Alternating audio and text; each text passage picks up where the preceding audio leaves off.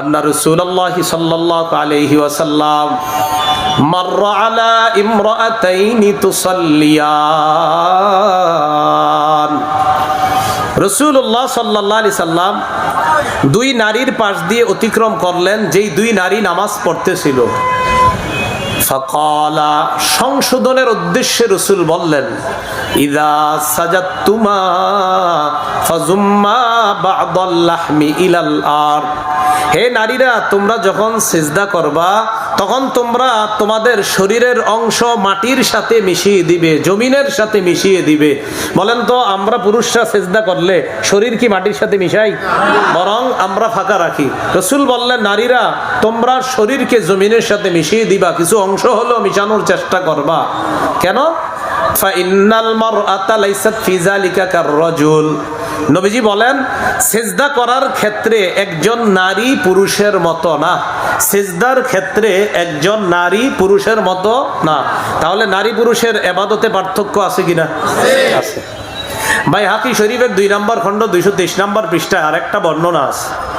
ক্বালা রাসূলুল্লাহ সাল্লাল্লাহু আলাইহি ওয়াসাল্লাম, রাসূলুল্লাহ সাল্লাল্লাহু আলাইহি ওয়াসাল্লাম বলেন, ইযা জালাসাতিল মারআতু ফিস সালাহ ওয়াদাআত ফাখিজাহা আলা ফাখিজিহাল উখরা। রাসূলুল্লাহ সাল্লাল্লাহু আলাইহি সাল্লাম বলেন, নারী যখন নামাজের মধ্যে বসে তখন সে যেন তার ডান উরুকে বাম উরুর উপরে রাখে। নারী যখন নামাজের মধ্যে বসবে তখন যেন সে তার ডান উরুকে বাম উরুর উপরে রাখে। ওয়া ইযা সাজাদাতিল মারআ, নারী যখন সিজদা করবে তখন কি করবে? আল সাকাত বাতনাহা ফি ফাখিজাইহা, নারী তখন তার পেটকে দুই উরুর সাথে মিলিয়ে রাখবে। নারী যখন সিজদা করবে তখন তার পেটকে ফি ফাখিজাইহা, তার দুই উরুর সাথে মিলিয়ে রাখবে। তাহলে নারী যখন বসবে ডান উরুকে বাম উরুর উপর রাখবে। আচ্ছা, আমরা পুরুষরা বসলে কি ডান উরু বাম উরুর উপর রাখি? না। নারী যখন সিজদা করবে তার পেটটা দুই উরুর সাথে মিলিয়ে রাখবে। রাসূলুল্লাহ সাল্লাল্লাহু আলাইহি সাল্লাম বলেন, ওয়া ইন্নাল্লাহা তাআলা ইয়ানজুরু ইলাইহা, নারী যখন এইভাবে নামাজ পড়ে আল্লাহ ওই নারীর প্রতি লক্ষ্য করে ফেরেশতাদেরকে ডাক দিয়ে বলে, ইয়া মালাইকাতি ইন্নী উশহিদুকুম আন্নী কদ গফারতু লাহা। হে ফেরেশতারা, আমি তোমাদেরকে সাক্ষী রাখছি আমি এই মেয়েটাকে, এই নারীটাকে মাফ করে দিলাম। তাহলে নারী পুরুষের নামাজের মধ্যে বসা, সেজদা, ইবাদতে পার্থক্য আছে না নাই? তাহলে সৃষ্টিতে পার্থক্য, চলায় পার্থক্য, বলায় পার্থক্য, ইবাদতে পার্থক্য। তবরানী শরীফের বর্ণনা, রাসূলুল্লাহ সাল্লাল্লাহু আলাইহি সাল্লাম বলেন, ওয়াইল ইবনে হুজুর রাদিয়াল্লাহু তাআলা আনহুর বর্ণনা, তবরানী শরীফের 22 নম্বর খণ্ড 19 থেকে 20 নম্বর 2 পৃষ্ঠায় লম্বা আলোচনা আছে। রাসূলুল্লাহ সাল্লাল্লাহু আলাইহি সাল্লামের সাহাবী ওয়াইল ইবনে হুজুর রাদিয়াল্লাহু তাআলা নবীজির কাছে গেলেন। যাওয়ার পর নবীজি ওয়াইল ইবনে হুজুরকে বললেন, আমার দিকে সবাই তাকান, ইদা সাল্লাইতা ফাজআল ইয়াদাইকা হিজাআ উযুনাইকা, তুমি যখন নামাজ পড়বা তোমার দুই হাত কান বরাবর উঠাইবা। তাহলে নামাজে ওয়াইল ইবনে হুজুর নামক সাহাবী, যিনি পুরুষ ছিলেন, তাকে নবীজি হাত উঠাইতে বললেন কি বরাবর? কান বরাবর। এরপরে বললেন, ওয়াল মারআতু তাজআলু ইয়াদাইহা হিজাআ সাদিয়াইহা, আর নারী যখন হাত উঠাবে তখন সে বুক বরাবর হাত উঠাবে। তাহলে পুরুষ হাত উঠাবে কি বরাবর? কান। আর নারী হাত উঠাবে কি বরাবর? বুক বরাবর। তাহলে হাত উঠানোর মাঝে নারী পুরুষের পার্থক্য আছে কিনা? বসায় পার্থক্য আছে, সেজদায় পার্থক্য আছে। আমি বুঝাইতে চাইলাম, নারী পুরুষ না, পুরুষ নারী না, তার চলায় পার্থক্য, বলায় পার্থক্য, ঘটনে পার্থক্য, তার ইবাদতেও পার্থক্য। এবার আসেন কেমিস্ট্রি এবং ফিজিক্সে আসি, রসায়ন এবং হলো পদার্থবিদ্যা। মনে করেন আপনি রসায়ন পড়াচ্ছেন কাউকে, এই রসায়ন যদি বলেন হুজুর রসায়নের কথা কি আছে? হ্যাঁ, কোরআনে আছে, সূরা ইউনূসের 101 নম্বর আয়াত আল্লাহ বলেন, উনজুরু মাজা ফিস সামাওয়াতি ওয়াল আরদ, আসমান জমিনের ভিতরে কি নিহিত আছে তোমরা এগুলা গবেষণা করো। সুবহানাল্লাহ, আল্লাহ বলে দিচ্ছেন। এই জন্য কেউ যদি আল্লাহর হুকুম পালন করতে গিয়ে রসায়ন, ফিজিক্স ইত্যাদি এগুলা শিখে যার বলে আল্লাহ বলছে খনিজ পদার্থ কি আছে, আল্লাহ বলেছেন বস্তুর গঠন, বস্তুর আকৃতি, বস্তুকে যে গঠন করা হয়েছে এই গঠন করার উপকারিতা সম্পর্কে গবেষণার কথা আল্লাহ বলেছেন, তাই আমি গবেষণা করব। এটা আপনার সমস্যা নাই, গবেষণা করতে পারেন। টেকনোলজির কাজ কি? বিজ্ঞানের কাজ কি? বিজ্ঞানের কাজ হলো আপনার মাইক্রো অ্যান্ড ম্যাক্রো ডিটেলস, অর্থাৎ ক্ষুদ্র এবং বৃহৎ অংশের এইগুলা নিয়ে বিস্তর গবেষণা করা। তো আপনি যদি বলেন এই গবেষণার কথা কি আছে কোরআনে? হ্যাঁ, সূরা বাকারার 31 নম্বর আয়াতে আল্লাহ বলেন ওয়া আল্লামা আদামাল আসমাআ কুল্লাহা, আল্লাহ আদম নবীকে সকল বস্তুর গুণাগুণ সব কিছু আল্লাহ শিক্ষা দিয়েছেন। তো যদি বলেন বিজ্ঞানের কাজ হলো বস্তুর ক্ষুদ্র বৃহৎ অংশ সব খুঁজে খুঁজে বের করা, দুনিয়ার প্রথম মানুষটাকে আল্লাহ বস্তুর গুণাগুণ সব শিক্ষা দিয়েছেন, আদম আলাইহিস সালাতু ওয়াস সালাম। এখন এই রসায়ন, যে কেমিস্ট্রি আর ফিজিক্স, এখন মনে করেন আপনি রসায়ন পড়াচ্ছেন, কথার কথা আপনি ছাত্রদেরকে রসায়ন পড়াচ্ছেন।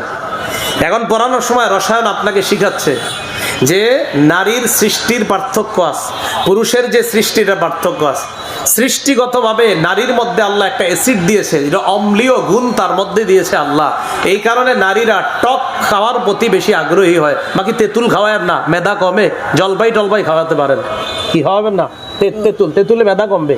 এই জন্য গর্ভবতী মা যারা আছে এদেরকে কখনো তেঁতুল খাওয়াবেন না, এদেরকে খেজুর খাওয়ানোর চেষ্টা করবেন। আর খেজুর যে খাওয়াইতে হবে এটা কোরআনে আছে। মারিয়ামের পেটে যখন ঈসা আলাইহিস সালাম আসছে, আল্লাহ কি বলছে? ফাকুলি ওয়াশরাবি ওয়াকাররি আইনা, তুমি খাও, পান করো। মারিয়াম কি খাইছে? জিবরিল কয় খেজুর গাছের নিচে বসো, কয় গাছে তো খেজুর নাই। কারে গাছে খেজুর থাকা লাগবে না, মন চাইবে নাড়া দিবা, খেজুর পড়বে। এখান থেকে বোঝা যায় নারীরা গর্ভবতী অবস্থায় মিষ্টি খাবে, খায়। তেঁতুলের বাচ্চার বেড়ে নয় না, তেঁতুল খাওয়াবেন না। হ্যাঁ, এই যে এখান থেকে বোঝা যায় খেজুর খাওয়াবেন। আল্লাহ কথাগুলা বোঝার তৌফিক দান করেন। তো যাই হোক, এদের মাঝে একটা অ্যাসিড আছে সৃষ্টিগতভাবে। এই অ্যাসিড থাকার কারণে তারা টকের প্রতি আগ্রহী হয়। পুরুষকে সৃষ্টিগতভাবে আল্লাহ একটা অ্যালকালি দিয়েছে, এই কারণে পুরুষরা মিষ্টি খাওয়ার প্রতি আগ্রহী হয়। বেশি আবার খায় না, ঝামেলা। এখন এই যে অ্যাসিড আর অ্যালকালি, রসায়ন বিদ্যা এটা স্বীকার করে অ্যাসিড আর অ্যালকালি একটা আরেকটার প্রতি প্রচুর আকর্ষণ আছে। এর মানে নারীর পুরুষের প্রতি আকর্ষণ হওয়া আর পুরুষের নারীর প্রতি আকর্ষণ হওয়া, এটা রসায়ন বিদ্যাও স্বীকার করে। তো এটা তো কোরআন হাদিসও স্বীকার করে না। তাহলে কোরআন সুন্নাহও বলে নারী পুরুষের প্রতি আকৃষ্ট হবে, পুরুষ নারীর প্রতি আকৃষ্ট হবে। এটা কোরআন সুন্নাহর পাশাপাশি বিদ্যা, যেটা রসায়ন বিদ্যা আপনি পড়াচ্ছেন, এই বিদ্যাও স্বীকার করে। আল্লাহ কয় হ্যাঁ আমি তো এটাই বলছি, নবী কয় আমিও তো এটা বলছি। আর এই জন্যই তো বলি নারী পুরুষের প্রতি যেহেতু আকর্ষণ হয়, তাই নারী পুরুষের সাথে পর্দা করা ফরজ। এখন আসেন আমরা সূরা আহজাবের 33 নম্বর আয়াতে জানলাম কি? ওয়াকারনা ফি বুয়ুতিকুন্না ওয়ালা তাবাররাজনা তাবাররুজাল জাহিলিয়াতিল উলা। নবী আপনি আপনার বিবিদেরকে বলেন তোমরা তোমাদের ঘরে অবস্থান করো। ওয়ালা তাবাররাজনা তাবাররুজাল জাহিলিয়াতিল উলা, তোমরা জাহিলি যুগের নারীদের মতো বের হবে না। আল্লাহ বললেন জাহিলি যুগের নারীদের মতো তোমরা বের হও না। জাহিলি যুগের নারীরা কিভাবে বের হতো? আমরা বর্তমানে যারা কানিকাটা পাঞ্জাবি পরি, তো আমাদের কানিকাটা পাঞ্জাবির মতো আমাদের মা বোনরা কামিজ পরে, ওই যে নিচের একটা অংশ আপনার দুই পাশ দিয়ে ফাড়া। জাহিলি যুগের নারীরা কি করতো? আপনার এই গলা থেকে নিচ পর্যন্ত দুই পাশে ফাড়া রেখে এই কাপড় পরে রাস্তায় বের হয়ে কানাত্তাম শি বাইনে আদাই রিজাল, এই অশালীন পোশাকে পুরুষের মাঝে গিয়ে তারা হাঁটাহাঁটি করত। তো আল্লাহ বললেন ওয়ালা তাবাররাজনা তাবাররুজাল জাহিলিয়াতিল উলা, অশ্লীল পোশাকে তোমরা জাহিলি যুগের নারীদের মতো রাস্তায় বের হবে না। এখন কথা হলো আমাদের মা বোনরা বাহিরে বের হওয়ার প্রয়োজন হয় কি হয় না? পাসপোর্ট করবে, উমরা হজে যাবে, আইডেন্টি কার্ড করবে, জন্ম নিবন্ধন করবে, এটা কিভাবে করবে? বিসমিল্লাহ, আল্লাহুম্মা লাকাল হামদু ওয়া লাকাশ শুকরু। নারীরা কিভাবে বের হবে আমাদের মা বোনরা, এই কথা আল্লাহ সূরা আহজাবের 59 নম্বর আয়াতে বলে দিয়েছেন। মনোযোগ দিয়ে বুঝবেন। 33 নাম্বার আয়াতে বলে দিয়েছেন কিভাবে বের হবা না, জাহিলি যুগের মতো বের হবা না। 59 নাম্বার আয়াতে আল্লাহ বলে দিয়েছেন কিভাবে বের হবা। আল্লাহ পাক রব্বুল আলামিন বলেন, ইয়া আইয়ুহান নাবিয়্যু কুল লিআজওয়াজিকা, হে নবী আপনি আপনার বিবিদেরকে বলেন, ওয়া বানাতিকা, আপনার কন্যাদেরকে বলেন, ওয়া নিসাইল মুমিনিনা, মুমিনদের নারীদেরকে বলেন। মুমিনদের নারী দ্বারা কি উদ্দেশ্য?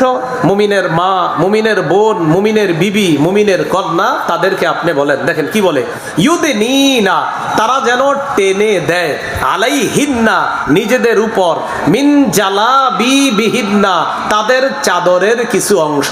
অনুবাদটা আবার শোনেন, আপনি আপনার বিবিদেরকে বলেন, আপনার কন্যাদেরকে বলেন, মুমিনদের নারীদেরকে বলেন, তারা যেন নিজেদের উপর টেনে দেয়।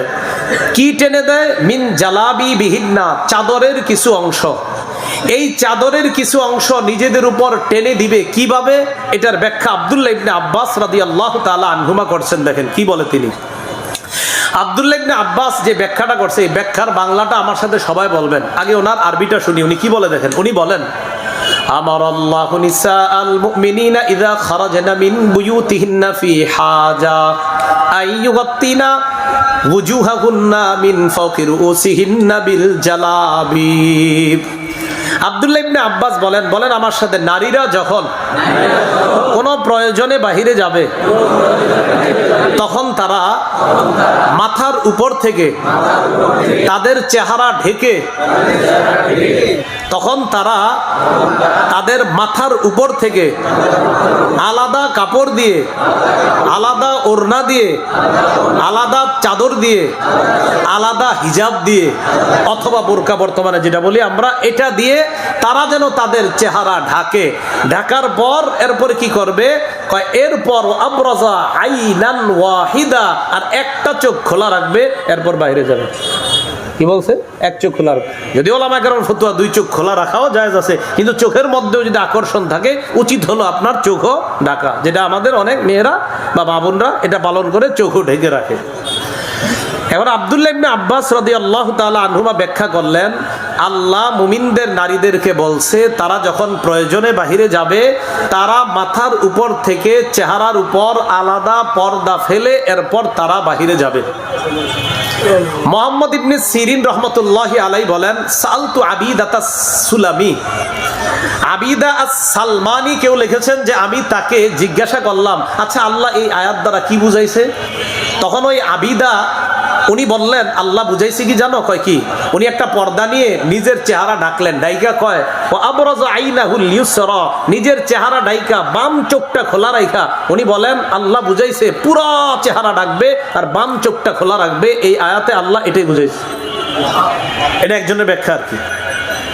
যাই হোক, আমরা যেটা বুঝলাম, নারীরা মাথার উপর থেকে চেহারা খোলা রেখে বাহিরে যাবে না চেহারা ঢেকে বাহিরে যাবে? তাহলে চেহারা কি পর্দার অন্তর্ভুক্ত কিনা? এখন মনোযোগ দিয়ে শোনেন, চেহারা ঢেকে নারীরা বের হইলে ফায়দা কি? যালিকা আদনা আইয়ুরাফনা ফালা ইউযাইন। আল্লাহ বলে নারীরা যখন পর্দা করে বাহিরে যাবে তাদেরকে চেনা সহজ হবে যে এটা একজন নারী, এটা কারো বোন, এটা কারো মা, এটা কারো কন্যা, সে একজন সম্মানিতা নারী। আল্লাহ বলে ফালা ইউযাইন, তখন তাদেরকে আর টিজ করা হবে না, উত্তক্ত করা হবে না। মানব বন্ধন যদি সারাদিনও করেন যে ইফটিজিং বন্ধ করুন, আর যদি নিজের চুল না ঢাকেন, চেহারা না ঢাকেন, আর বলেন ইফটিজিং বন্ধ করুন, আল্লাহ বলছে না, তুমি তোমার চেহারা ঢাকো, এরপর বাহিরে যাও, আমি আল্লাহ ঘোষণা করলাম তোমাকে আর টিজ করা হবে না, মানব বন্ধন করা লাগবে না, এমনিই ইফটিজিং বন্ধ হয়ে যাবে। এখানে অনেক শিক্ষিত সমাজ আছেন। ইব অর্থ কি? হ্যাঁ, ইব অর্থ পবিত্র, পুত পবিত্র হযরত হাওয়া। তো হযরত হাওয়া যদি মানে হয় ইভ, ইভ মানে যদি হয় পুত পবিত্র, ইভ টিজিং মানে সতী সাদী পুত পবিত্র মেয়েদেরকে উত্তক্ত করা বন্ধ করুন। আপনি মাথা খুইলা চেহারাটা খুইলা বললেন সতী সাদী পুত পবিত্র মেয়েকে উত্তক্ত করা বন্ধ করুন। আমি তো বুঝে আসছে না এটা বিষয়টা। আল্লাহ বলছেন ফালা ইউযাইন, তারা যখন পর্দা করে বের হবে, ইউজাইনের ইংরেজি হলো টিজ করা, ফালা ইউআজা ইউজি মানে টিজ করা, ফালা ইউজাইন, তখন তাদেরকে আর উত্তক্ত করা হবে না, তাদেরকে টিজ করা হবে না যদি নারীরা পর্দা করে বের হয়। তাহলে যদি বলেন যে আমাদের দেশে ইফটিজিং বন্ধের কি উপায়, এক বাক্যে আল্লাহর বিধান ফরজ পর্দা মেনে নিলেই একদিনে, কয়েকদিনের মধ্যে ইনশাআল্লাহ এই ভয়ঙ্কর অপরাধটা বন্ধ হয়ে যাবে। এটা আল্লাহ বলছেন যে টিজ করা হবে না, কথাটা কার? আল্লাহ। যেমন আপনাদের এলাকার 5টা ছেলে কলেজের পাশে গিয়ে দাঁড়ায় রয়েছে, উত্তর পাড়ার জামিলা খাতুনডে এসিড মারবে মুখে, কথার কথা। তার 3জন বান্ধবী পরামর্শ দিছে, এক কাজ কর, কি তোরে কি এসিড মারার সম্ভাবনা? কয় হ্যাঁ। তুই এক কাজ কর, তুই মুখ ঢাইকা পর্দা করে কালকে থেকে কলেজে যায়। সে কালকে থেকে আপনার মুখ ঢাইকা ঢাইকা অন্যান্য মেয়েদের মাঝে ঢুকে আবার বের হয়। ওই 5 ছেলে খালি প্রতিদিন খোঁজে, কই কই, আসলে কিন্তু এর সামনে দিয়ে প্রতিদিন যাচ্ছে আসতেছে। তো বলেন আমারে কেন এসিড মারা সম্ভব হচ্ছে না? হ্যাঁ, কারণ এখন আর চিনতেছে না যে মেয়েটাকে মারবে, তাকে চিনতেছে না। এই জন্য পর্দার উপকারিতা এটা মেনে নেন, মুখ সহ চেহারা ঢাকা ফরজ। এটাই হলো আল্লাহ পাক রব্বুল আলামিনের কোরআনের কথা, এটাই হাদিসের কথা। মুখ ঢাকা লাগবে না এই জাতীয় কথা, এগুলো সঠিক কথা না, বরং ছলে বলে কৌশলে আমাদের মা বোনদের চেহারাগুলা অন্যের সামনে প্রদর্শন করে তাদেরকে পণ্য বানানোর পায়, তারা ছাড়া আর কিছু না। এটা মুখ ঢাকতে হবে, পর্দা, মুখ সহ পর্দা, মুখ ছাড়া পর্দা হয় না। এখন আসেন সূরা আহজাবের 53 নম্বর আয়াতটা ভালো করে বুঝেন। বুঝার সময় এটার দিকে তাকাইবেন, এটার দিকে আগে আয়াত শোনেন। সূরা আহজাবের 53 নম্বর আয়াতে আল্লাহ বলেন, সাহাবায়ে কেরাম যখন তোমরা আমার বিবিদের কাছে প্রয়োজনীয় কোনো জিনিস চাইতে যাইবা, নবীজি মাঝে মাঝে পাঠাইতেন সাহাবীদেরকে, যাও আয়েশার ঘরে ওইটা আছে কিনা দেখো, খাদিজার ঘরে ওইটা আছে কিনা দেখো। তো এরকম সাহাবায়ে কেরাম আপনার যাইতেন।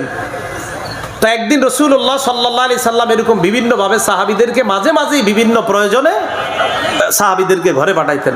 এখন ঘরে তো আম্মাজানরা থাকে, তাদের সাথে পর্দা কিভাবে করবে? আল্লাহ বলে দিলেন, ওয়াইদা সালতুমুহুন্না মাতাআ, তোমরা যখন নারীদের কাছে প্রয়োজনীয় কোনো জিনিস চাইবা, ফাসআলুহুন্না মিন ওয়ারাই হিজাব, তখন তোমরা পর্দার আড়াল থেকে চাইবা। এখন বলেন সাহাবীরা পর্দার এপাশ থেকে গিয়ে বলতেছে, আম্মাজান নবী অমুক বস্তুর জন্য পাঠাইছে, এটা দেন। এখন আম্মাজানরা কি পর্দার আড়ালে শরীরটা রাইখা চেহারাটা এমনি বাইরে রাখছে? বলেন আপনারা। ওয়াইদা সালতুমুহুন্না মাতাআ, তোমরা যখন নবীর বিবিদের কাছে কিছু চাইবা, ফাসআলুহুন্না মিন ওয়ারাই হিজাব, তখন তোমরা পর্দার এপাশ থেকে চাইবা। তো পর্দার এপাশ থেকে আপনি কোনো নারীর কাছে কিছু চাওয়ার অর্থ কি এই যে নারী পর্দার উপাশে শরীরটা রাখবে আর চেহারাটা বাইর করে রাখবে? জি, কি লাগবে বলো? আল্লাহ বলছেন, যালিকুম আতহারু লিকুলুবিকুম ওয়া কুলুবিহিন্না, এইভাবে যদি নারী পুরুষ তোমরা পর্দা করো, আমি আল্লাহ তোমাদের কলব আর তাদের কলবের পবিত্রতার কারণ বলে এই বিষয়টাকে ঘোষণা করলাম। এখন আমরা হাদিস শুনি। সহিহ বুখারীর বর্ণনা 4213 নম্বর হাদিস। এই হাদিসের বর্ণনাকারী আনাস রাদিয়াল্লাহু তাআলা আনহুর বর্ণনা। হাদিসটা পুরাটা মনোযোগ দিয়ে শুনলে পর্দার বিষয়টা সহজে বুঝে আসবে। রাসূলুল্লাহ সাল্লাল্লাহু আলাইহি সাল্লাম বিয়ে করলেন, তার বিবির নাম সফিয়া। বলেন কি নাম? রাদিয়াল্লাহু তাআলা আনহা। এই সফিয়া হলেন ইহুদিদের নেতা হুয়াই ইবনে আখতাবের কন্যা। হুয়াই ইবনে আখতাব একজন নেতা। তো নেতার কন্যা মুসলমানদের অধীনে আইসা মুসলমান হয়েছে, এখন তাকে বিয়ে করবে কে? মুরব্বী সাহাবীরা দাহিয়া ইবনে খলিফা আল কালবি বলছিলেন নবীজির কাছে, হুজুর আমি বিয়ে করি। মুরব্বী সাহাবারা পরামর্শ দিলেন, হুজুর নেতার কন্যা তো, একজন নেতৃস্থানীয় কারো অধীনে থাকলে তার মান সম্মান থাকবে, তার মনটা ভালো থাকবে, আমাদের পরামর্শ আপনি বিয়ে করেন তাকে। রাসূলুল্লাহ সাল্লাল্লাহু আলাইহি সাল্লাম হযরত সফিয়া রাদিয়াল্লাহু তাআলা আনহাকে বিয়ে করলেন। বিয়ের পর সফরের মধ্যেই রাসূল সাল্লাল্লাহু আলাইহি সাল্লাম বাসর করার জন্য 3 রাত অবস্থান করলেন সফরে। আনাস রাদিয়াল্লাহু তাআলা আনহু বলেন, আকামা রাসূলুল্লাহ সাল্লাল্লাহু আলাইহি ওয়াসাল্লাম বাইনা খায়বার ওয়াল মদিনাতি সালাসা লায়াল ইউবনা আলাইহি বিসফিয়া। সফিয়া রাদিয়াল্লাহু তাআলা আনহার সাথে বাসর করার জন্য রাসূল খায়বার এবং মদিনার মাঝে 3 রাত অবস্থান করলেন। এখন যেহেতু বিয়ে করছে, বিয়ের একটা অলিমা হয়। অলিমা মানি যেই অলিমাটা খাবে কারা? কন্যার যাত্রীরা। কন্যা যাত্রীরা বলেন কারা? কন্যা যাত্রীরা খাবে আর কি। যদিও আমরা বলি বরযাত্রী। বরযাত্রী মানি মেয়ের বাপেরে বাধ্য করে 3টা গরু ঋণ কইরা জবাই করায়া নির্লজ্জের মতো 300 নিয়ে মেয়ের বাড়িতে খেতে যাওয়াকে বরযাত্রী বলা হয়। তো যাই হোক, এটা হলো বরযাত্রী আর কি। তো বরযাত্রী এগুলো সুন্নাহের শব্দ না। কন্যা যাত্রী হলে ঠিক আছিল। কন্যা যাত্রী শুনছেননি কোনোদিন? না, কিল্লেগা শুনবেন? কারণ এটাই তো উচিত, এই জন্য এটা শুনবেন না, উল্টাটা শুনবেন। বরযাত্রী মেয়ের সাথে বিয়ে ঠিক হয়েছে, দেখছে বাপটা কত গরিব, তো কইছে কিচ্ছু, আমরা মাত্র 5-7 জন আসবো বিয়ের দিন। বাদ বেচারা মাশাআল্লাহ, ঠিক আছে 5-7 জন আসলে আমার কষ্ট হবে না। হঠাৎ বিয়ের 2 দিন আগে কয় আসলে আত্মীয় স্বজন তো 50 জন হয়ে গেছে। হঠাৎ বিয়ের আগের দিন কয় আসলে কিমনে কই 80 জন হয়ে গেছে। বিয়ের আগের দিন আবার আপনার ফোন দেয়, কয় আসলে ভাইসাব কি গমো, আমরা ভাইসাব হয় নাই, 100 জনের উপরে হয়ে গেছে। তো ওই বরযাত্রী সবগুলো আসবে। এগুলা বরযাত্রী বা মেয়ের বাবা যদি সামর্থ্যবান হয় পরে কোনোদিন দাওয়াত করে খাওয়াবে, সেটা ভিন্ন বিষয়। বিয়ের দিন ছেলের বিয়ে করবে, বিয়ে করার পর মেয়েকে নিয়ে যাবে সুন্নাহ মোতাবেক, সেদিন কোনো আনুষ্ঠানিকতার দরকার নাই। রাসূল বলছেন আইসারুহা মাউনা, ওই বিয়েতে সবচেয়ে বরকত যেই বিয়েতে খরচ কম হবে। এটা বুঝার পরেও শোনার পরেও না, বিয়ের আগের থেকে আপনি গায়ে হলুদ করতে হবে, আর বিয়ের দিন প্রচুর টাকা পয়সা খরচ করতে হবে। একটা পবিত্র সম্পর্ক শুরু করার আগে হাজারো গুনাহের মাধ্যমে নতুন সম্পর্ক মানুষ সূচনা করে।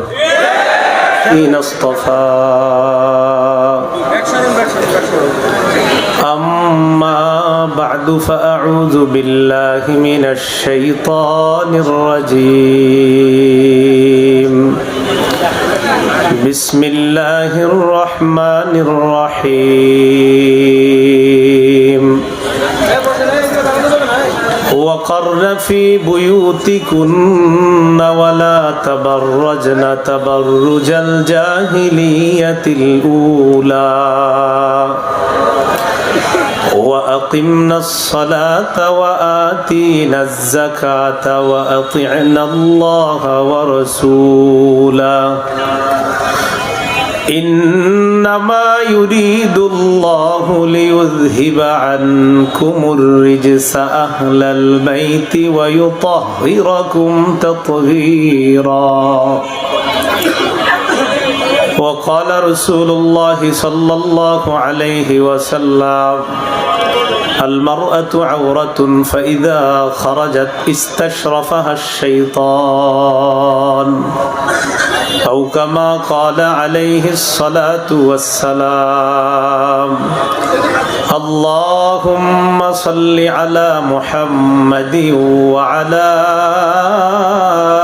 آل محمد كما صليت على إبراهيم وعلى آل إبراهيم إنك حميد مجيد اللهم بارك على محمد وعلى آل محمد كما باركت على إبراهيم وعلى آل إبراهيم إنك حميد مجيد اللهم إني أعوذ بك من شر لساني وشر سمعي وشر بصري وشر منيي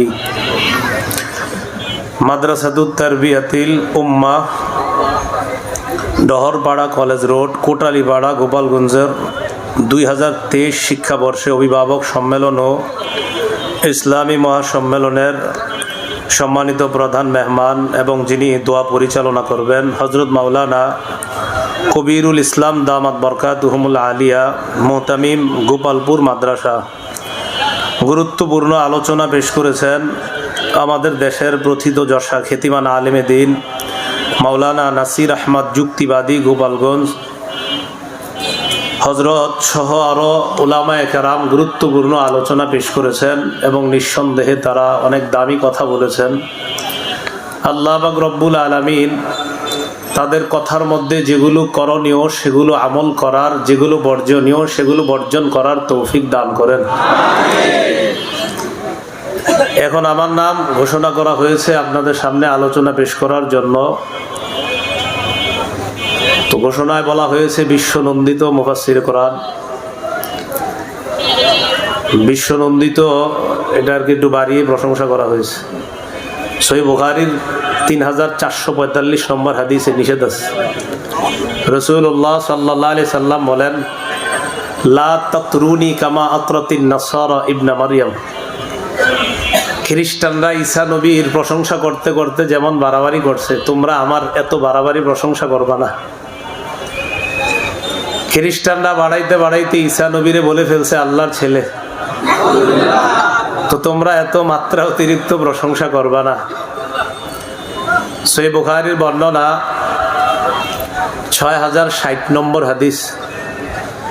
এই হাদিসের মধ্যে আসছে রাসূলুল্লাহ সাল্লাল্লাহু আলাইহি ওয়াসাল্লাম এক ব্যক্তিকে আরেক ব্যক্তির প্রশংসা করতে শুনলেন। সামিআন নবী সাল্লাল্লাহু আলাইহি ওয়াসাল্লাম রাজুলান ইউসনি আলা রাজুলিন ইউতরিহি ফিল মিদহা।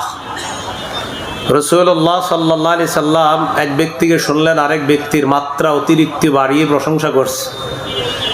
তখন রাসূলুল্লাহ সাল্লাল্লাহু আলাইহি সাল্লাম বললেন, আহলাকতুম আও কাতাতুম যহরার রাজুল। নবীজি বললেন, তোমরা লোকটারে ধ্বংস করলা, অথবা বললেন তার মেরুদণ্ড ভেঙে দিলা। বুখারীর 6061 নম্বর হাদিসে আসছে, আব্দুর রহমান ইবনে আবি বাকরা থেকে বর্ণনা। এই আব্দুর রহমান ইবনে আবি বাকরা তার আব্বা আবু বকরা থেকে বর্ণনা করেন। রাসূলের একজন সাহাবীর নাম ছিল আবু বকরা রাদিয়াল্লাহু তাআলা। তিনি বলেন, আন্না রাজুলান যুকিরা ইনদান নবী সাল্লাল্লাহু আলাইহি ওয়াসাল্লাম। রাসূলের সামনে এক ব্যক্তির আলোচনা করা হয়েছে। ফাসনা আলাইহি রাজুলুন খায়রা, এক ব্যক্তি খুব বেশি প্রশংসা করছে। রাসূলুল্লাহ সাল্লাল্লাহু আলাইহি সাল্লাম বললেন, ওয়াইহাক, থামো। পরে কি বললেন দেখেন, নবীজি বললেন, কাতাতা উনুকা সাহিবিক, তুমি তোমার সাথীর গলাটা কেটে ফেলছো, তুমি তোমার সাথীর গলা কেটে ফেলছো। বর্তমান যুগে আমাদের প্রশংসা করলে আমরা অনেক খুশি হই। রাসূলের সাহাবীদের প্রশংসা করা হলে তারা আরো বিনয়ী হতেন, নত হতেন। ইবনে মাজার 94 নম্বর হাদিসের বর্ণনা। রাসূলুল্লাহ সাল্লাল্লাহু আলাইহি সাল্লাম আবু বকর সিদ্দিক রাদিয়াল্লাহু তাআলা আনহুর ব্যাপারে বলেন, মা নাফানি মালুন কত্তু মা নাফানি মালু আবি বকরিন।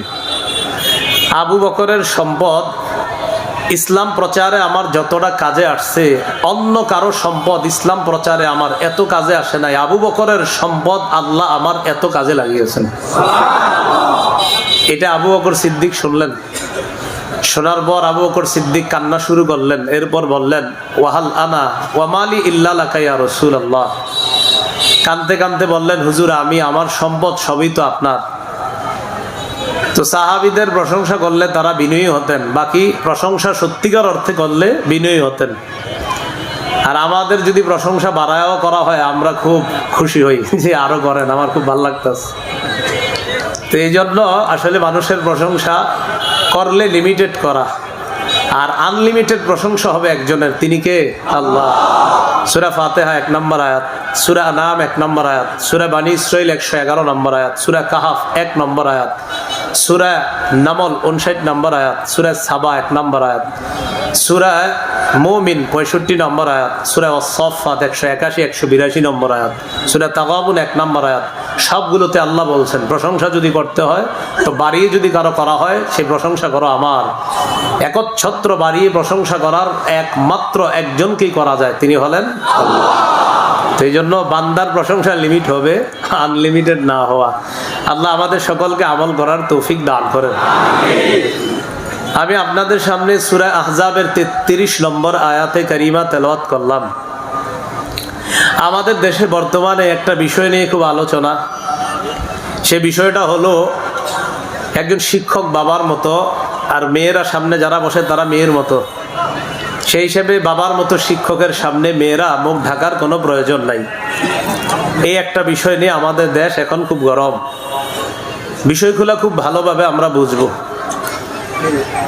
নারী পুরুষ, পুরুষ নারী না, নারী পুরুষ না।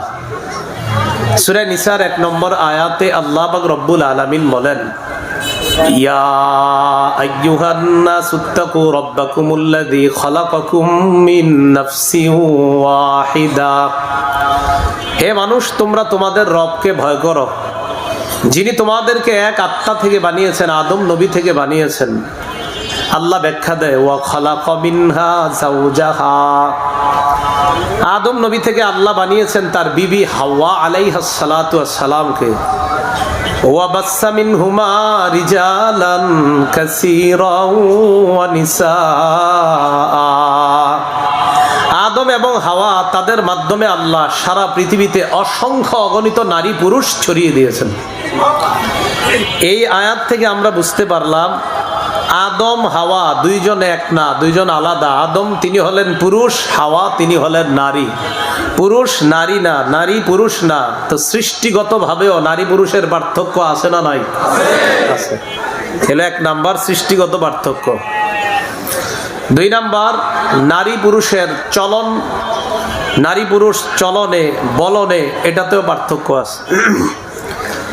নারীদের চলা পুরুষদের মতো হবে না।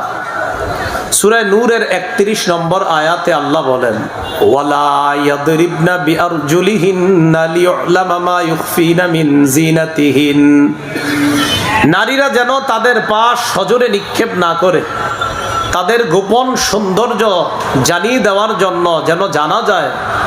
নাউজুবিল্লাহ। তো নারীরা তাদের গোপন সৌন্দর্য প্রকাশ পেয়ে যায়, এই কারণে তারা যেন তাদের পা সজোরে নিক্ষেপ না করে। আপনারা এখানে যারা স্বামী আছেন, ভাই আছেন, বাবা আছেন, কিছু বিষয় আপনাদের মাথায় রাখা। স্বামীরা মাঝে মাঝে কি করে, দ্রুত রিক্সায় ওঠার জন্য, গাড়িতে ওঠার জন্য দ্রুত দৌড় দেয়। এই জন্য স্ত্রীও কি করে, পিছন থেকে একটু দ্রুত তার সাথে যাওয়ার চেষ্টা করে। এক্ষেত্রে দায়ী আপনারা। আপনি কেন এত দ্রুত রিক্সা ধরার জন্য যান যে আপনার বিবি সজোরে পা ফালায়, আর অন্যরা হয়তো এমন কোনো পরিস্থিতির সৃষ্টি হয় যে আপনার বিবিকে নিয়ে হাসাহাসি করে।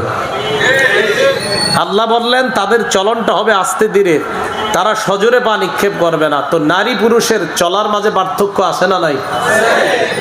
নারী পুরুষের বলার মাঝেও পার্থক্য আছে। সূরা আহজাবের 32 নম্বর আয়াতে আল্লাহ বলেন, ফালা তাখদা'না বিল কওলি ফায়াতমা'আল্লাযী ফী কলবিহি মারাদুন ওয়া কুলনা কাওলাম মা'রুফা, নারীরা তোমরা কোমল কণ্ঠে কথা বলবে না পরপুরুষের সাথে।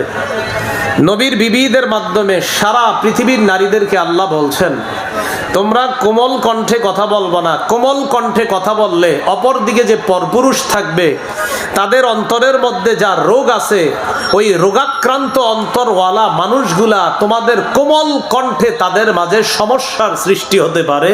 তাই তোমরা কোমল কণ্ঠে কথা বলবা না। তাহলে নারী পুরুষের কথা বলারও পার্থক্য আছে। নারী যদি কোমল কণ্ঠে কথা বলে, তাহলে বিপরীত দিকে সে যদি ফোনের মধ্যেও থাকে আর যদি সে বাস্তবিক ভাবেও থাকে, তাহলেও সে সমস্যায় পড়ার সম্ভাবনা আছে না নাই? আছে। মানে এসএসসিতে ছেলেটা গোল্ডেন পায়, এইচএসসিতে গিয়ে ছেলেটা গোল্ডেন পাওয়া দূরের কথা, এক সাবজেক্টে ফেল।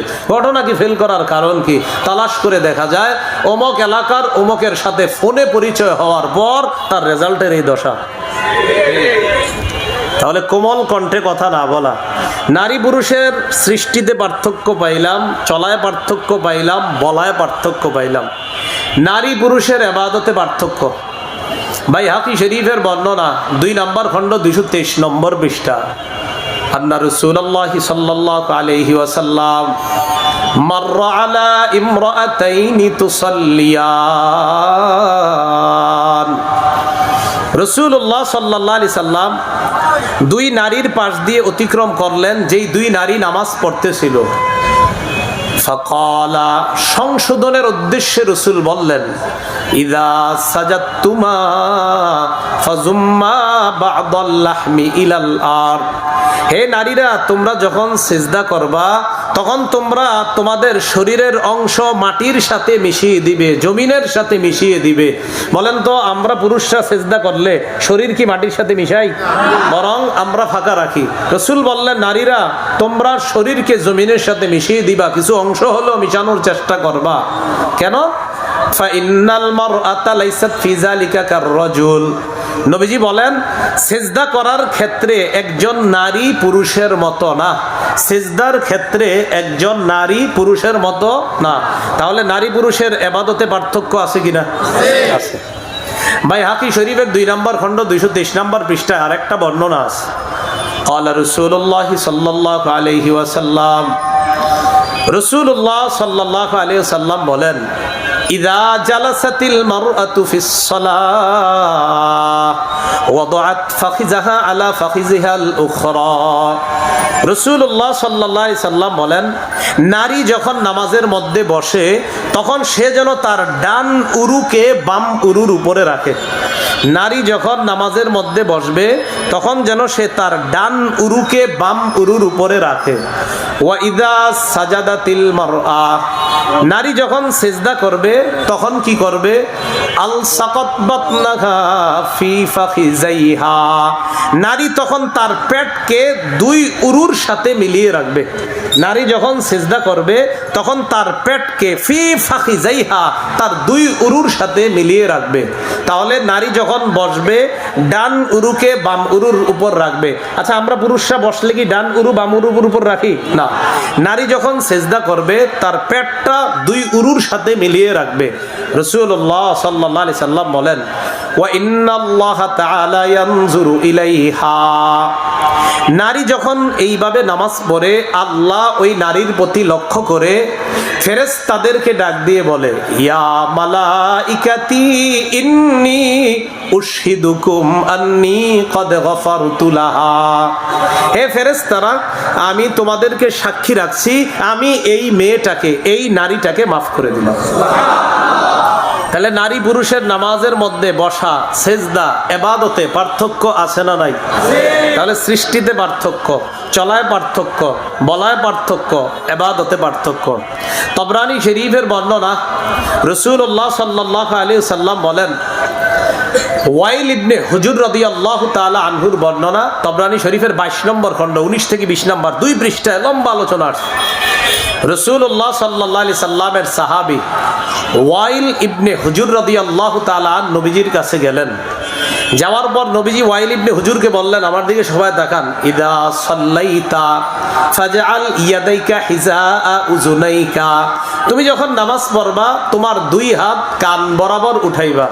তাহলে নামাজে ওয়াইল ইবনে হুজুর নামক সাহাবী, যিনি পুরুষ ছিলেন, তাকে নবীজি হাত উঠাইতে বললেন কি বরাবর? কান বরাবর। এরপরে বললেন, ওয়াল মারআতু তাজআলু ইয়াদাইহা হিজাআ সাদিয়াইহা, আর নারী যখন হাত উঠাবে তখন সে বুক বরাবর হাত উঠাবে। তাহলে পুরুষ হাত উঠাবে কি বরাবর? কান। আর নারী হাত উঠাবে কি বরাবর? বুক বরাবর। তাহলে হাত উঠানোর মাঝে নারী পুরুষের পার্থক্য আছে কিনা? বসায় পার্থক্য আছে, সেজদায় পার্থক্য আছে। আমি বুঝাইতে চাইলাম নারী পুরুষ না, পুরুষ নারী না, তার চলায় পার্থক্য, বলায় পার্থক্য, গঠনে পার্থক্য, তার ইবাদতেও পার্থক্য। এবার আসেন কেমিস্ট্রি এবং ফিজিক্সে আসি, রসায়ন এবং হলো পদার্থবিদ্যা। মনে করেন আপনি রসায়ন পড়াচ্ছেন কাউকে, এই রসায়ন যদি বলেন হুজুর রসায়নের কথা কি আছে? হ্যাঁ, কোরআনে আছে, সূরা ইউনূসের 101 নম্বর আয়াত। আল্লাহ বলেন, উনজুরু মাজা ফিস সামাওয়াতি ওয়াল আরদ, আসমান জমিনের ভিতরে কি নিহিত আছে তোমরা এগুলা গবেষণা করো। সুবহানাল্লাহ, আল্লাহ বলে দিচ্ছেন। এই জন্য কেউ যদি আল্লাহর হুকুম পালন করতে গিয়ে রসায়ন, ফিজিক্স ইত্যাদি এগুলা শিখে যার বলে আল্লাহ বলছে খনিজ পদার্থ কি আছে, আল্লাহ বলেছেন বস্তুর গঠন, বস্তুর আকৃতি, বস্তুকে যে গঠন করা হয়েছে, এই গঠন করার উপকারিতা সম্পর্কে গবেষণার কথা আল্লাহ বলেছেন, তাই আমি গবেষণা করব। এটা আপনার সমস্যা নাই, গবেষণা করতে পারেন। টেকনোলজির কাজ কি? বিজ্ঞানের কাজ কি? বিজ্ঞানের কাজ হলো আপনার মাইক্রো অ্যান্ড ম্যাক্রো ডিটেলস, অর্থাৎ ক্ষুদ্র এবং বৃহৎ অংশের এইগুলা নিয়ে বিস্তর গবেষণা করা।